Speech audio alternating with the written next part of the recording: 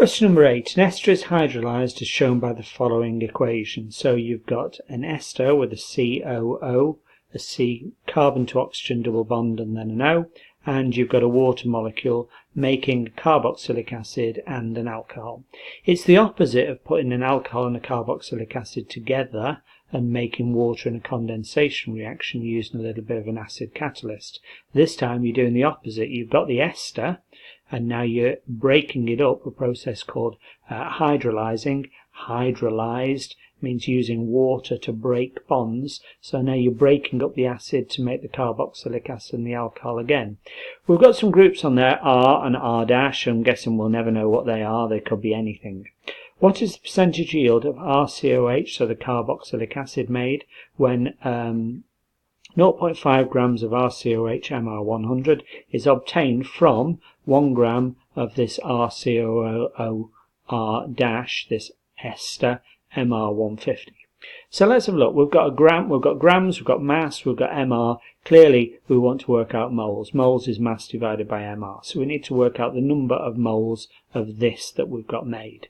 It's obtained from 1 gram of RCOOR dash MR150. Clearly it wants us to work out the number of moles of this. So let's do that first of all. So moles of this made is moles is mass divided by MR. 0.5 grams divided by 100, which is the MR, 0.005 grams. So I've made 0.005 grams of this. Again, do the same thing again for the RCOO.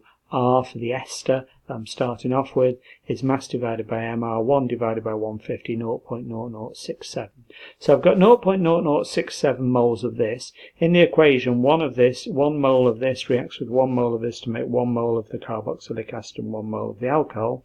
So if I've got 0.0067 moles of my ester, I should make 0.0067 moles of my carboxylic acid. So my theoretical yield, how much I should make if everything goes perfectly, is 0.0067. But I didn't, I only made 0.005 moles.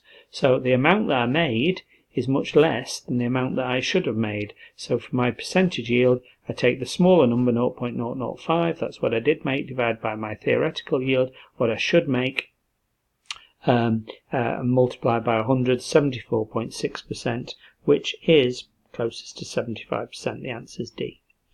A saturated aqueous solution of magnesium hydroxide contains 1.17 grams of MgOH2 in 100 centimeters cubed of solution.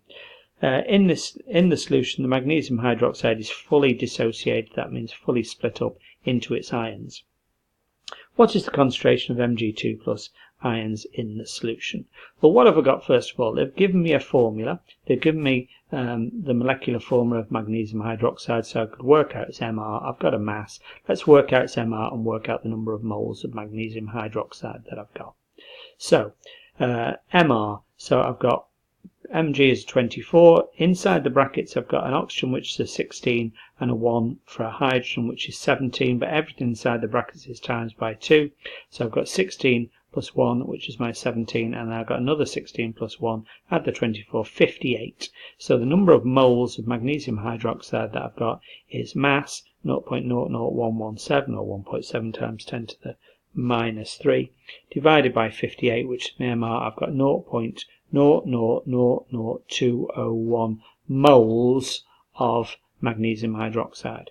I've got 100 centimeter cube solution, 100 centimeter cube, smaller unit into a larger unit like a decimeter cube, then divide by 1000, 0.1 decimeter cube. So my concentration of magnesium hydroxide is the number of moles that I've got, 0.000201 divided by the volume, moles divided by volume, 0.000201. Now, magnesium hydroxide, there's 1 Mg in there, and so 1 Mg will produce 1 mole of Mg will produce 1 mole of Mg2 plus when it dissociates into its ions. 1 Mg makes 1 mole of Mg2 plus. It'll make 2 moles of OH minus ions, but 1 mole of this makes 1 mole of this. So my number of moles of magnesium hydroxide that I have here equals the number of moles of Mg2 plus that I make. So it's the same. 0.00201 is the concentration of Mg2 plus that I'll make from MgOH twice.